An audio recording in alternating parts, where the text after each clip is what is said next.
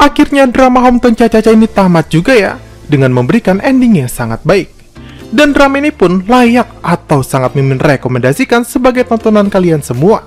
Karena drama ini tidak hanya menyajikan kisah cinta bucin kedua tokoh utamanya, melainkan banyak kisah dari setiap karakternya yang hikmahnya dapat dipetik dan kisah-kisahnya itu relevan dengan apa yang terjadi saat ini. Nah, sebagai pengingat, ialah kasus Nenek Gamri yang tinggal di desa dan memiliki seorang anak, tapi anaknya yang ia rawat dan sayang-sayang dari kecil malah ketika besar melupakannya dalam perantauannya di ibu kota dan tidak pernah menemuinya untuk waktu yang sangat lama. Nah, kemudian ada juga kasus ibu hamil Yoon Gyeong yang menekankan bagaimana seorang suami harus mengambil sikap menghadapi kehamilan istrinya. Karena di sini suaminya masih saja memarahi dan mengacuhkan istrinya padahal dalam keadaan yang sangat sulit. Lalu, mungkin saja di balik kisah bahagia kelahiran seorang bayi dari Bu Yoon Gyeong, sebenarnya ada kampanye memiliki anak di sini. Karena kita tahu saat ini angka kelahiran di Korea sangatlah kecil. Kemudian, selain itu, dari kasus trio Bu Wajung juga mengajarkan kita bahwa dalam pernikahan itu menjaga ucapan sangatlah penting. Dan pesan tersirat dari kasus LGBT-nya Bu Guru Chue ialah, bagaimanapun perasaan dan isi hati kita tidak boleh melupakan norma sosial yang berlaku. Seperti apa yang dilakukan oleh Bu Wajung. Walaupun dirinya terlihat tomboy dan juga menyukai Bu Guru Chue, dirinya tetap mengambil jalan yang normal. Nah, tapi kita yang mengambil jalan norma-norma kebenaran pun tidak lantas menjudge orang lain salah hanya karena isi hatinya berbeda seperti apa yang dilakukan oleh ibunya Bu Guru Chue kepada dirinya. Karena mereka juga pantas hidup berdampingan dengan kita. Seperti misalnya Bu Wajung yang sudah tahu ada yang tidak beres dengan Bu Guru Chue, tapi dirinya masih tetap welcome tanpa harus mengikuti jalan yang diambil oleh Bu Guru Chue, ya kan? Dan sebenarnya masih banyak yang dapat kita petik seperti kasus Park Chun-jae dan juga Bu Nam-suk yang memiliki hikmah tersendiri. Lalu ada sedikit easter egg nih. Sepertinya permainan yang dimainkan oleh Lee Jun dan juga Bora mengambil momentum meledaknya permainan tersebut pada serial Squid Game.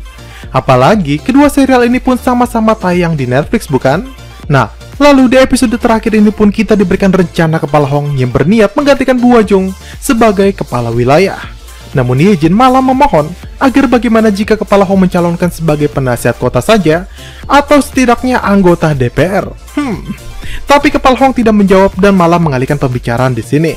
Nah, hal ini juga sebenarnya sudah kita singgung kemarin, karena jika pada film adaptasinya Kepala Hong akan mencalonkan diri sebagai wali kota. Jadi penasaran ya, langkah apa yang akan diambil Kepala Hong jika drama ini diteruskan? Lalu sebenarnya ada plot yang tertinggal juga nih di ending. Entah karena memakan waktu atau sutradaranya lupa, di mana pada film harusnya Ye Jin meminum arak yang dibuat Kepala Hong khusus untuk Ye Jin, tapi di drama ini dia tidak meminumnya. Padahal kita juga sudah ditunjukkan pada drama ini Ye Jin menulis namanya pada arak tersebut.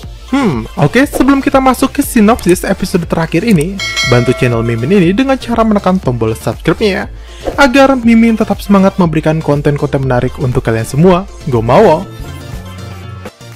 Kepala Hong yang sebelumnya mengalami depresi, kini dirinya jauh lebih baik. Bahkan dia mengurus pemakaman Nenek Gamri bersama dengan anak-anaknya yang akhirnya datang ke desa Gongjin setelah sekian lama. Nah, pemakaman tersebut tampak berbeda karena para warga yang hadir terlihat riang gembira. Rupanya hal itu adalah permintaan terakhir Nenek Gamri yang ingin para tamu bersenang-senang saat pemakamannya. Lalu Ye Jin yang khawatir kepada Kepala Hong pun bertanya, apakah dirinya baik-baik saja? Dan Kepala Hong menegaskan, sebenarnya sulit untuk melupakan Nenek Gamri. Tapi dia akan mencoba untuk tegar, tapi tidak dengan saat ini. Yang mengisyaratkan dia hanya butuh waktu untuk benar-benar bisa ikhlas.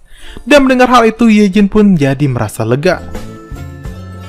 Karena sudah tidak ada tamu, Kepala Hong pun berbicara berdua dengan anak Nenek Gamri. Pria itu sangat menyesal karena akibat dirinya yang telah mengabaikan ibunya, sekarang dirinya lupa bagaimana raut wajah ibunya, walau foto terpampang jelas di hadapannya. Bahkan dirinya sudah tak mampu lagi untuk menangis. Bukan karena dirinya tak ingin, melainkan dirinya pun malu untuk menangisi ibunya sebagai seorang anak. Kini dia sadar kalau ibunya selama ini selalu mementingkannya, sama seperti dia mementingkan dan merindukan anaknya yang tinggal di luar negeri. Lalu Kepala Hong pun menghiburnya kalau sebenarnya Nenek Gamri sampai akhir hayatnya selalu membanggakan anaknya yang merupakan orang baik dan sukses menjadi akuntan hebat di ibu kota. Dan perkataan itu akhirnya mampu melepaskan air mata pria tersebut. Nah, sekali lagi dari permasalahan yang dihadapi Nenek Gamri pada drama ini, kalau kalian sekarang dalam perantauan dan sudah lama sekali tidak pulang ke rumah, sempatkanlah untuk pulang. Karena walaupun orang tua kalian tidak berkata merindukan kalian, sebenarnya mereka masih berharap kehadiran kalian di rumah. Jadi datanglah sebelum semuanya terlambat seperti penyesalan anaknya Nenek Gamri ini. Esok harinya ketika di rumah, Yejin menjenguk Kepala Hong untuk menanyakan kabarnya dan memasak untuknya. Ternyata di lemari pendingin, jagung yang diberikan oleh Nenek Gamri tidak dimakan oleh Kepala Hong. Karena jagung itu adalah pemberian terakhir dari Nenek Gamri. Dan rupanya di bawah jagung tersebut terdapat sepucuk surat yang di dalamnya adalah permintaan terakhir Nenek Gamri yang diberikannya karena melihat Kepala Hong yang mengurung diri akibat konfliknya dengan Doha. Nenek Gamri pun ingin melihat Kepala Hong bahagia dan terus sehat tanpa melewatkan makannya.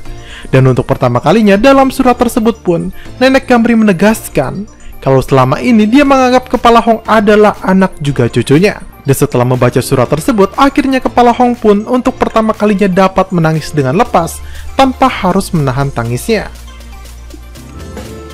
Setelah sebelumnya terbongkar, misteri pertama alasan Bu Hwajung cerai, lalu misteri kedua alasan Kepala Hong menghilang selama 5 tahun, dan kini akhirnya terbongkar misteri ketiga, siapa pemenang lotre.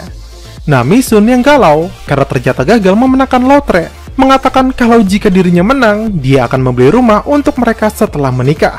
Dan mendengar itu, Encol mengajak Misun ke tempat strategis untuk membangun rumah.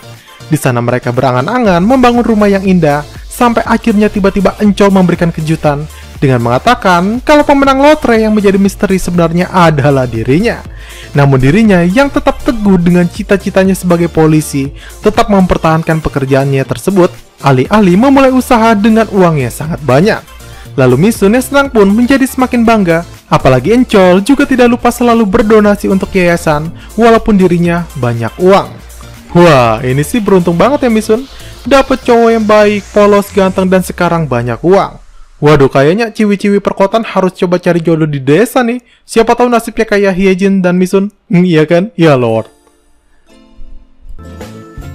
Karena Yejin yang harus menghadiri seminar, membuat Kepala Hong menjadi terus kepikiran selama 3 hari. Tapi untunglah dia dapat bertahan sampai Yejin kembali. Lalu malam harinya Yejin berdiskusi dengan Misun tentang apa yang akan dilakukannya saat melamar Kepala Hong nanti. Dan esok harinya ternyata Yejin merencanakan untuk mengingat hari pertamanya bertemu dengan Kepala Hong. Dan di tengah pertemuan itu, Yejin pun mulai mengatakan kata-kata manisnya sambil melamar Kepala Hong. Tapi tiba-tiba Kepala Hong merusak suasana dengan menolaknya. Yang rupanya Kepala Hong sendiri saat itu berniat melamar Yejin, tapi dia kecewa karena rencananya gagal, karena Yejin sudah melamarnya duluan. Dan lamaran pun akhirnya dilanjutkan dengan kata-kata manis Kepala Hong sambil memberikannya sebuah kalung indah yang ditabungnya cukup lama. Dan tidak lupa dia pun memberikan jokes kalau kali ini Yejin tidak boleh menjualnya di internet. Mereka yang merencanakan untuk menikah mulai membuat jadwal dan kesepakatan tentang apa yang harus dan tidak harus mereka lakukan. Tapi di tengah itu keduanya yang tengah kasmaran malah tidak tahan untuk enjot-enjot bermain kuda-kudaan. Dan tak perlu dilanjutkan, kalian pasti paham lah ya kelanjutannya. Lalu esok paginya dengan manjanya Kepala Hong menyuapi Yejin sebelum mereka bekerja bakti bersama. Dan dalam kerja bakti itu keduanya juga membuat pengumuman kepada semua warga bahwa mereka akan menikah dalam waktu dekat. Dan di tengah kebahagiaan itu, ternyata di sisi lain Jisung yang diminta Kepala Hong buru-buru pun akhirnya memberikan pernyataan cintanya kepada penulis Wang. Duh, jadi banyak banget ya pasangan di drama ini. Setelah tayangnya acara dari Jisung, ternyata itu adalah rezeki bagi semua orang. Desa Gongjin kini ramai pengunjung, sedangkan Oh Hyun atau Park Chun Jae kini diingat kembali oleh masyarakat karena dirinya yang tayang dalam program Jisung bersama dengan DOS. Bahkan Chun Jae diundang stasiun TV sebagai penyanyi legendaris Korea. Dan di hari yang sama, Yejin dan Kepala Hong pun memulai foto prewedding mereka sendiri tanpa campur tangan fotografer. Karena tema yang mereka berikan adalah kesederhanaan. Tapi sayang, niat mereka lagi-lagi gagal karena para warga yang kepo malah berniat membantu mereka berfoto.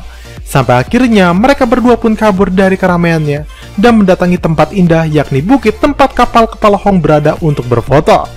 Nah, kapal tersebut ternyata bernama Sun Im yang merupakan nenek dari Kepala Hong. Dan perahu itu adalah sebagai tanda cinta kakeknya Kepala Hong dengan istrinya dulu. Tapi di tengah-tengah foto, lagi-lagi mereka terganggu karena nenek Pati mendapat masalah dan mereka pun bergegas pergi. Yang menandakan kalau kini mereka hidup bahagia di desa Gongjin dan keduanya adalah sosok yang dipercaya di desa Gongjin. Dan drama ini pun akhirnya tamat. Oke, kalau kalian suka dengan pembahasan konten dari Mimin ini, jangan lupa menekan tombol like, subscribe, dan nyalakan tombol lonceng notifikasinya ya, agar kalian selalu mendapat info menarik dari channel Mimin ini. Saya Mimin Chandramon pamit, see you sahabat Mincampedia.